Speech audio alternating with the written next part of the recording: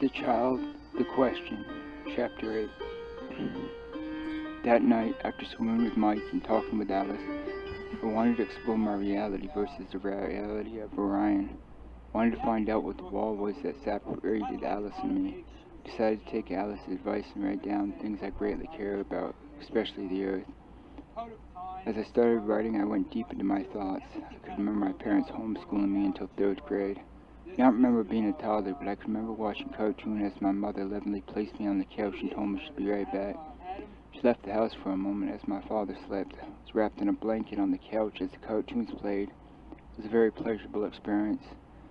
At that age of about 4, the cartoons were so pleasant. I started asking questions. Where was I from? And how would I stay alive? Now that I think about it, cartoons were the reason for my fascination with video games. Not only that, they were made. But how did people make them? Even now I wonder how photos coming from the television could have been so pleasant. Not only photos, but photons coming from the television could have been so pleasant. The city of Orion told me that they govern the light, but to govern there must be flaws to a degree. That could not be the answer, could it? It's not that hard to alter reality, but it is altered when it comes to Gabriel. Can one alter my reality because I feel love? Negativity within the atom is what governs the light of the atom, or at least the spaceman said it does. But I am free, and that makes my existence interpret my surroundings. I interpret there is a place for negativity, and that would be the laws of all. But is that how the television or the sunlight is controlled? Is that how such pleasant cartoons that I saw as a child receive its structure? According to my study that I did on cartoons, the frame through electricity causes motion, and pictures through motion makes animation. It could be a very real possibility that derivative negativity would have a place, that my existence is possibly controlled through negativity. Like that gray alien was saying in my head, life is sort of horrible and awful, and that the awful smell was a strength. What would happen if the city were a bad authority, I asked myself. I would need more information from the authorities of this earth, because I did not want something evil to take over the planet or my family or friends. I started thinking about my first year of 1st grade. My mom being my teacher, ordered the books and supplies came through the mail.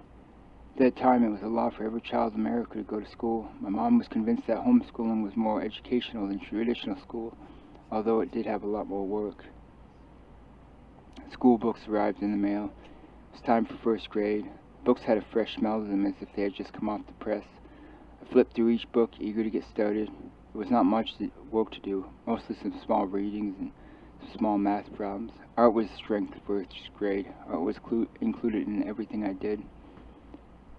The first picture I needed to color was 2 men fighting with the word written on the bottom. My mom asked me, "Do you know what that word means?" Yes, I replied, "It. Something that we should not do." There are laws in this world that govern the good and evil, my mom said. Fighting is bad. Police are in this world to make sure evil people don't take over the world. I knew and trusted whatever my mom had said and became a friend of the police. Now that I no longer am a child, I can see that in some places police do not exist at all. I do not like evil people. Evil must be a threat to the world.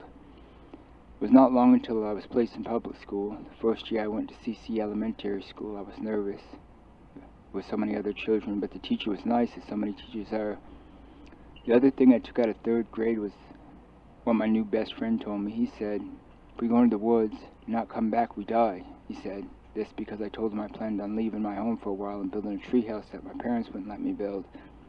To my ears, he was telling the truth. Not soon after, I noticed other things that could kill me. Cars, things under the bathroom sink, falls, and people. I asked Luke, my new best friend, what we should do about it. His response was, "That's how life goes. People are born to die." But not only die, they run from it as well. I always loved Luke. We were best friends until he had to move. That made me heartless. So when I moved to Vermont, I was glad to have met Bam. I knew Alice wanted me to study until I found a solution to the wall that separated Orion and the Earth, as well as Alice from me. What happened to Luke? If he had not told me about the woods, I most likely would not be alive right now. Luke was sort of like a war hero. I wonder where he is. I embrace that part of the Earth.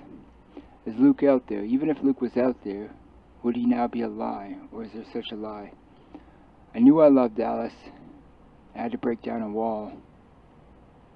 So I considered and wrote it down. Luke taught me something about the earth, and that had become me, and that me was gravity per se. I write down the things that make Luke and the earth creditable, for the sake of Luke as well as others experiencing my truth. There's a science to the flight of the airplane. There are laws to the physical universe. The science of the airplane is creditable. Just try sticking your hand out of a fast-moving car in the wind. With the structure, the hand flies. If the earth, or the substance within the earth, was a lie, this would not happen. Growing up, I studied such things as a screw, or the knot, or bolt, the spiral pattern that makes up the screw. They hold objects together. There is no further truth than reality. Patterns make objects behave in such a way. People had spent much time and informed me who invented them and where they had come from, and all pointed to the truth. They pointed to the earth being shaped by someone who had known about the bad things. If the city were part, then why would they want my vote? Why should I lose the earth? My thoughts started to race. I could suddenly recall other things I learned in school. For instance, war, pictures of weapons of war. They could have been lying, I say to myself. In the past, all signs that I received were bad, as if my body was sitting on the edge of an exceptionally large building.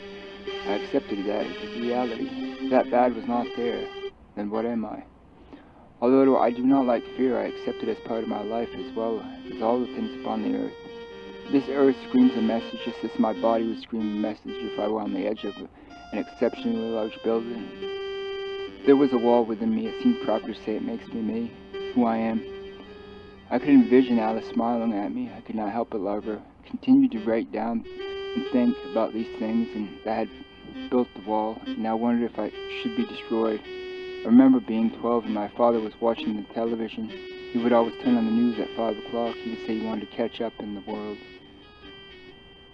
Sometimes I would watch it with him, and that was if I had the patience. On one of those occasions, we started watching a police chase. To me, this was exciting to see the good hunting down evil. Everything was under control until I watched the evil man appear in front of the police, and the police fearing for their lives shot the man. This was all captured by a helicopter. After I saw this, I had many questions. I would have asked my father for the answer, but I did not want him to know that I had questioned the police. For weeks, questions went through my mind. Is it okay to kill? Where did the evil man go? Was the cop a hero? Rather than having unanswered questions, I accepted the whole incident as saying, that is what people do. Everything will be alright. As I was recalling the incident, I started to remember my 4th grade. A teacher, Miss Lee, had a police officer come to class. He introduced himself as Sergeant Mitch Michaels. He was going to talk to the class. As he was talking, I could sense goodness, and I knew that he was a good man. Whatever he said was right. One of the 4th graders asked him, have you ever got shot? Cops are always in the way of danger. That is why we have guns, to protect ourselves, Mr. Michaels said. Guns, war, they were part of life. If they were not, then this blue-eyed, good-looking cop was lying to us. He would not lie to us. The teacher had us write a letter to the cop after we left the classroom, something that would express our appreciation. I cannot remember exactly what I wrote, but it was something like, you're a good man, I hate evil like you.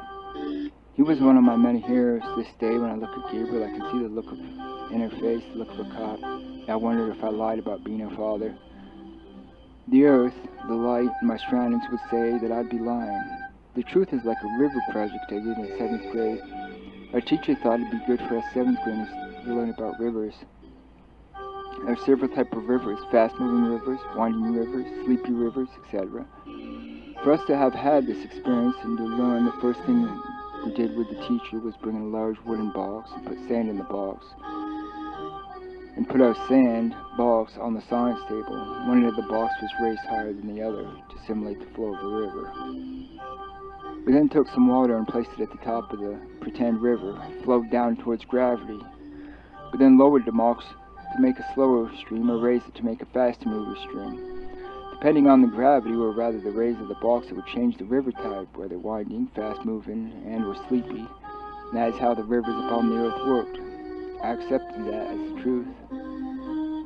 I thought I knew how children came into this world, but I did not. I did not bring Gabriel into the world. As I was thinking, I wondered what the truth was. I knew within my truth I did not have all the answers. I could not explain who created the universe and how far in each direction does it go. All I knew was Orion. I had to think hard about Orion.